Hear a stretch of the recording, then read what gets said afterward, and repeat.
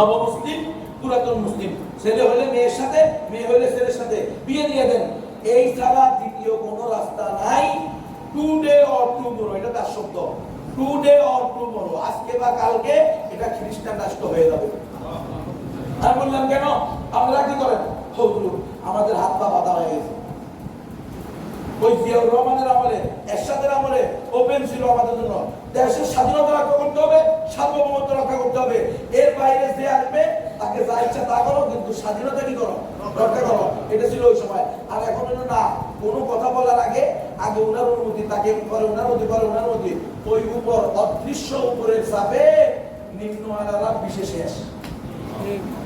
নিম্ন আলাদা কোনো কাজ করার একটু যদি দেশপ্রেম থেকেও থাকে, তারা কোনোভাবেই সেটা প্রকাশ করতে পারে না। আমরা তো সারাদিন দিকে এই কথাই বলছি, দেশের স্বাধীনতা কোথায় যেতেছে? হ্যাঁ, আজকে ধ্বংস হয়ে যেতেছে। অরক্ষিত স্বাধীনতাই সবচেয়ে বড় পরাধীনতা। কিন্তু রাষ্ট্রের প্রধান যেখানে বলতেছে আলাদা রাষ্ট্র হয়ে যাবে, এটা কেমন কথা? তো আপনি রাষ্ট্রের প্রধান থাকলেন কেন?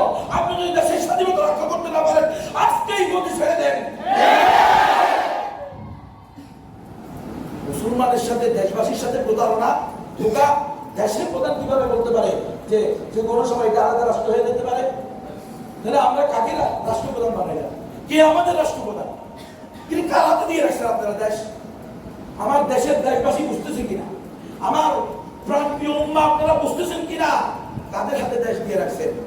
এরা কোশ্চিনকালেও আপনার দেশ, আপনার সম্পদ কিচ্ছু রক্ষা করতে পারবে না। এরা কেউ আসে আমেরিকার পা চেটে, কেউ আসে ইন্ডিয়ার পা চেটে।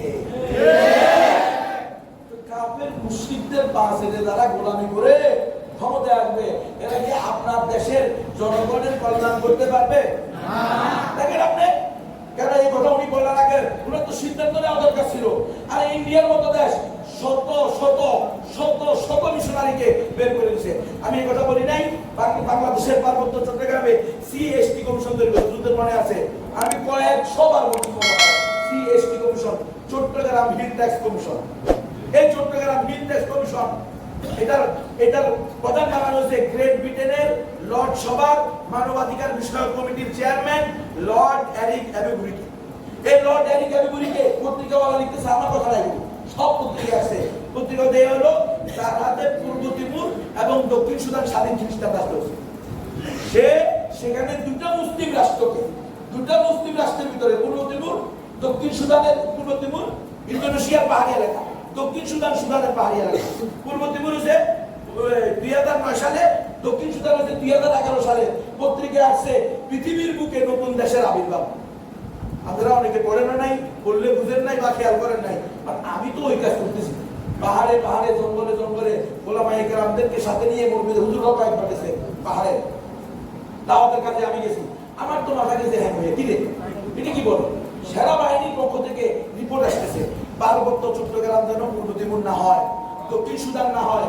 দেখেন কত বড় গন্তব্যহীন মানুষ আমরা। আফসোস, আমি আশ্চর্য হলাম ওই সময় যখন এই সেনাবাহিনীর রিপোর্টটা আসে, তখন আমি রাঙ্গামাটি ছিলাম, রাঙ্গামাটি ইসলামী ফাউন্ডেশনের দিদি। হ্যাঁ, এই দিদি আমাকে বলতেছে যে হুজুর, এই যে রিপোর্টটা আসলো, এটার পরে সরকার ইসলামী ফাউন্ডেশনকে দায়িত্ব দিছে যে আপনারা কি করেন, খবর নেন যে এই কথাটা কেন সেনাবাহিনীটা বললো। সেনা সদরের সতর্কবাণী, কত বড় বিষয়টা। ওরা কেন বলছে এটা? এরপরে ওদেরকে বলছে আপনারা কি করেন, কমিশন বানায়, তখন তো যা কিছু হয় কি করে, এটা কমিশন, তদন্ত কমিশন। এই তদন্ত কমিশন বানিয়েছে, কত নম্বর তদন্ত কমিশন দেখেন। ওরা সেখানে গেছে, উনি আমাকে বললো আমার এই এলাকায়ও এক তদন্ত অভিযান আছে ইসলামী ফাউন্ডেশনের পক্ষ থেকে। সে আমাকে বলছে অমুক, তার নাম ধরে, শোনো দেখো এই পাহাড় অঞ্চল, এখানে ভয়ভীতি আছে, আর রাস্তাঘাট নেই, কষ্ট, আমি সেখানে যেতে পারবো না। আমি এই যে তোমার এখানে যে কি আছে বাংলো, তারপরে যে ভালো ভালো সরকারি কিছু দেখে না মেহমানখানা, না আমি এখানে থাকবো, তুমি একটা রিপোর্ট করে দিবা।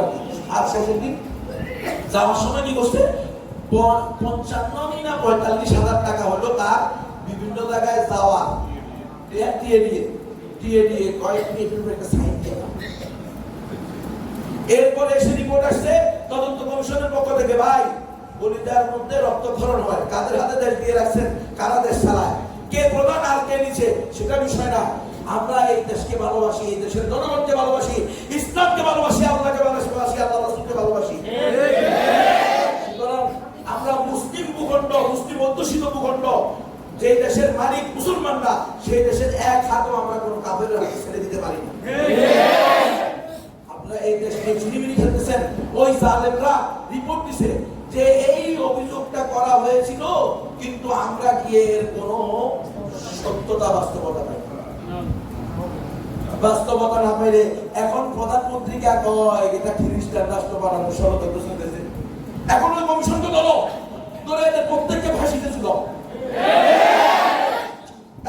এরা রাষ্ট্রদ্রোহী, এরা প্রত্যেকে কি রে? প্রত্যেকে রাষ্ট্রদ্রোহী। কারণ এরা রাষ্ট্রের স্বাধীনতার বিরুদ্ধে এদেরকে পাঠানো হয়েছে। স্বাধীনতাকে নিয়ে কারা কি করতেছে?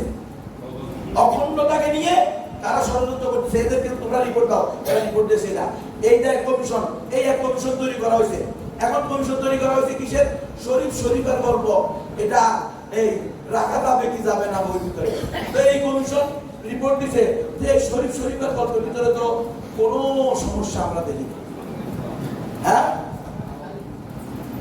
আল্লাহ এই ওয়াজ করছি ওই ইয়েতে মধুপুরে বিশ্ববিদ্যালয়ের পড়ে দেখো তো এই কমিশনের সবগুলো তার সন্তান।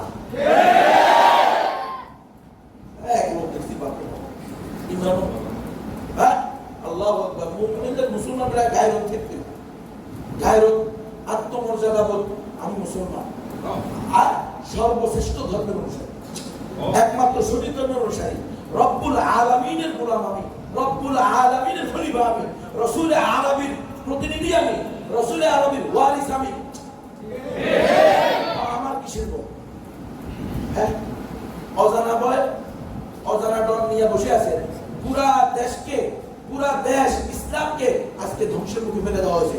আমরা শুধুমাত্র নিজে কিভাবে বাঁচবো, নিজের পরিবার কিভাবে বাঁচবে, নিজের পকেট কিভাবে ভরবে, এই চিন্তায় আজকে আমরা দিন, ইমান, ইসলাম সবকিছু খোয়াইতে বসছি। যার কারণে আজকে আমরা নিজেদেরকেও ভুলে যাইতেছি।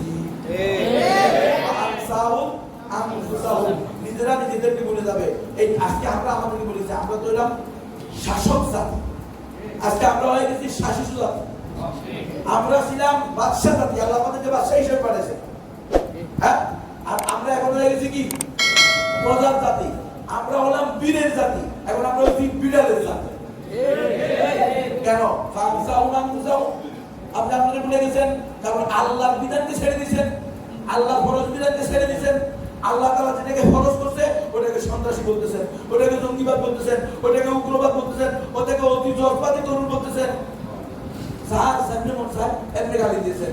কে? এটা আল্লাহর দেওয়া বিধান না। আপনি কোনভাবে বলবেন বলেন? ওরা তো চাই যে আপনি আল্লাহর দেওয়া শব্দগুলো বলবেন না। কোথায় আজকে গায়রত? কোথায় আজকে? তো সরকারি মাদ্রাসা আলেমদেরকে যদি আপনি বলেন এরা আলেম না, তো দেখবেন তেলে বেগুনে জ্বলে উঠবে। কিন্তু ওই কমিশন যারা শরীফের গল্পের পক্ষে কথা বলছে, তারা বলছে আরো একটা প্রশ্ন, সেটা হলো এই গল্প ঢুকানো হয়েছে সরকারি স্কুল, সরকারি মাদ্রাসায়, সেখান থেকে কোনো অভিযোগ নাই। হেফাজতওয়ালাদের কেন গুণ নাই? তারা প্রতিবেশী গুণ নাই, যার বিয়াটা খবর নাই। এটা তোমরা বুঝবে, এটা আমরা বুঝি। কারণ হেফাজত ইসলাম, ইসলাম হেফাজতের দায়িত্ব নিয়েছে। আল্লাহ তাআলা ইসলামকে হেফাজতের দায়িত্ব মুসলমানদেরকে দিয়েছে। আল্লাহ তাআলা ইসলামের কোন প্রকার কমি বাড়তি, ইসলামের ভিতরে কোনো কিছু বাড়াবে, কোনো কিছু কমাবে, এই ধরনের কাজ যাতে হতে না পারে, এই জন্য ইসলামের পাহারাদার বানাইছে উলামায়ে কেরামদেরকে। সুতরাং কওমি উলামায়ে কেরাম, দেওবন্দি উলামায়ে কেরাম, এরা নিজেদের উদ্দেশ্যে, লাভের উদ্দেশ্যে, কল্যাণের উদ্দেশ্যে এগুলো করে না, আল্লাহর বিধান পালন করার থেকে এগুলো করে। তো আমরা খাইছি, ঘুম তো আমরা হইছি, জেল তো আমরা খাইছি, এরপরেও আমরা বলতেছি শরীফের গল্প যদি বাংলা